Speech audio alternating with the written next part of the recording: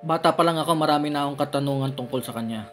Pero yung mga allowed lang na malaman natin bilang mga Kristiyano, yung mga doktrina na galing lamang sa relihiyon, lalo na sa Christianity. Na marami kang matututunan kay Yeshua, ang totoo niyang pangalan, o hindi naman din mahalaga kung ano ay tawag natin sa kanya dahil ang pangalan niya ay dito lang yan sa time-space reality or sa 3D dimension. Kasi in the deeper world, on the higher world, there is no such thing as labels. There is no such thing as words. There is no such thing as names. Kasi sa deep within, the deepest soul, the deepest part of our consciousness, in the source, in the level of the higher dimensions, there is only symbolism and there is only vibrations, frequencies, and energies. As Nikola Tesla said, if you want to know the secrets of the universe, think of energy, frequency, and vibrations, which is so true na makikilala mo lang ang isang tao if you look beyond their physical forms, if you feel their emotions, if you feel their souls, if you feel their vibrations and energies. And something na hindi natin napipick up every time we are listening to pastors and even mga priests tungkol sa pagkakakilala natin kay Yeshua. Si Yeshua ay isa sa pinaka-importanteng figure or nilalang na nabuhay sa history ng mundo. Isa siya sa mga pinakamagaling or pinakamalakas na leader na nakarating sa estado ng kamalayan ng Christ consciousness o ang pagiging Kristo. Ang totoong storya na mensahe ni Jesucristo ay hindi mo matututunan sa mainstream narrative ng religion. Malalaman mo lang yan kapag bukas ang iyong third eye, bukas ang iyong mind's eye, at if you are digging in the esoteric version ng mga mensahe ni Jesus Christ. Bukod sa Christianity, saan pa ba tayo makakakuha ng information tungkol sa totoong mensahe ni Yeshua o ng Kristo? Kaya naman napunta rin ako sa Islam, napunta rin ako sa New Age spirituality, and at the same time, yung lastly is the Gnosticism. And to tell you honestly, yung esoteric side, yung pinakamalapit sa katotohanan base sa patterns na nakita ko from years of studying different spiritual disciplines including Buddhism, Hinduism, Taoism, Gnosticism, and even Christianity and Islam and Sufism and even New Age understanding. So pag pinag-connect the dots mo, yung lahat ng information na natutunan mo mula sa mga message ng mga ascended masters and mga prophets na ito, you will realize na iisa lang ang mga mensahe nila. At yung mensahe na yon ay ang divine consciousness or ang divine oneness na kung saan lahat tayo ay iisa lamang. Lahat tayo ay kinatawan ng divine source, ng monad, ng Brahman, ng Allah in this world using our temple, which is our body. We are the avatar.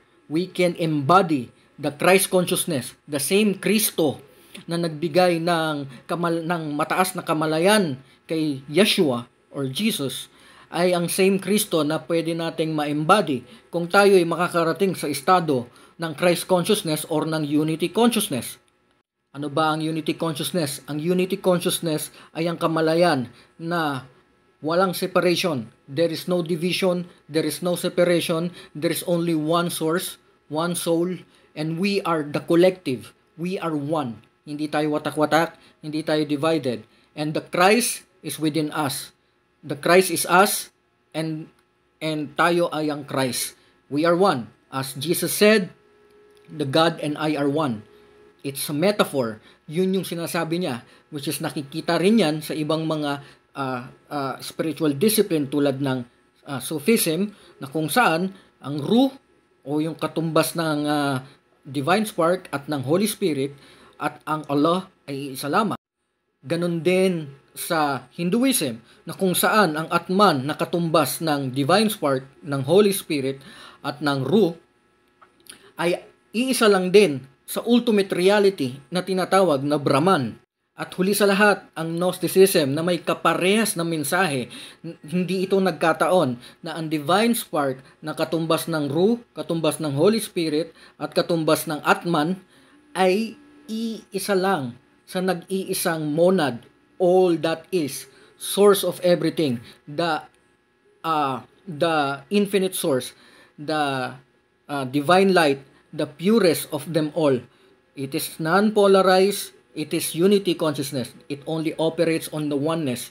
Wala siyang flaws, wala siyang negativity, wala siyang dark dahil it is pure. Yun yung monad, yun yung Brahman, yun yung Allah in Sufism terms. So if you connect the dots, you will realize na iisa lang ang mensahe. At ang mga mensahe na yon ay pinarating na tulad ng mga ascended masters, na tulad ni Christ, tulad ni Buddha, tulad ni Krishna, tulad ni Rumi, tulad din ni Lao Tzu, na iisa lang, na we are one. There is only one force within us that governs the entire universe, both the physical and the spiritual. Always remember na hindi ka tao. Ikaw ay spirito na nagkatawang tao. Yung tinatawag mong katawan ay hindi mo katawan. This is just your avatar. This is just your character.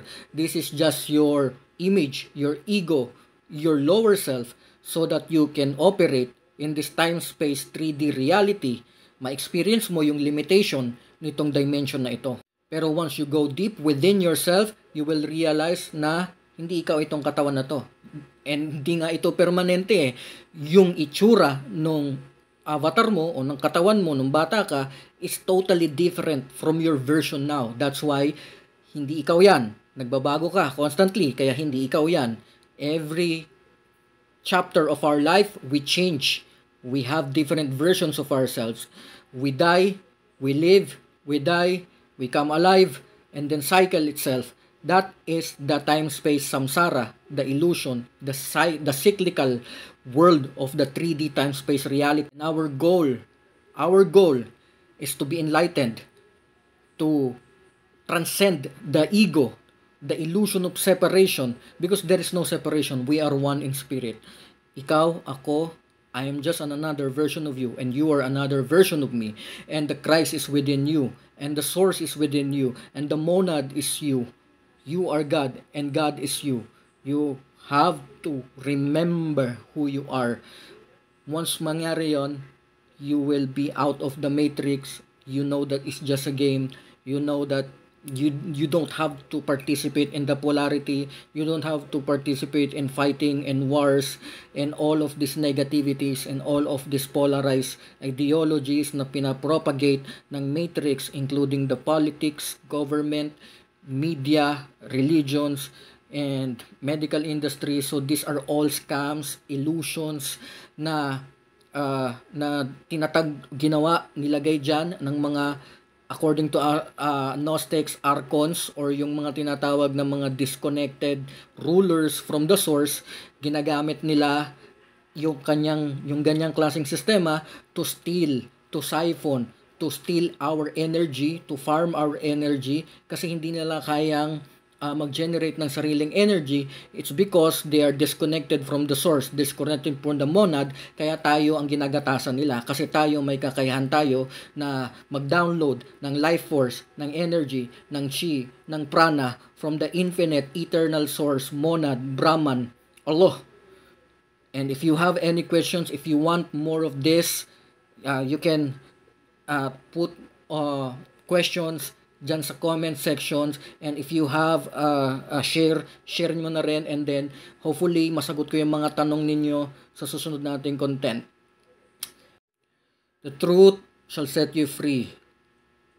Stay one. Stay one with the source, stay one with the God, and this world is just an illusion. Sayonara. Maraming salamat.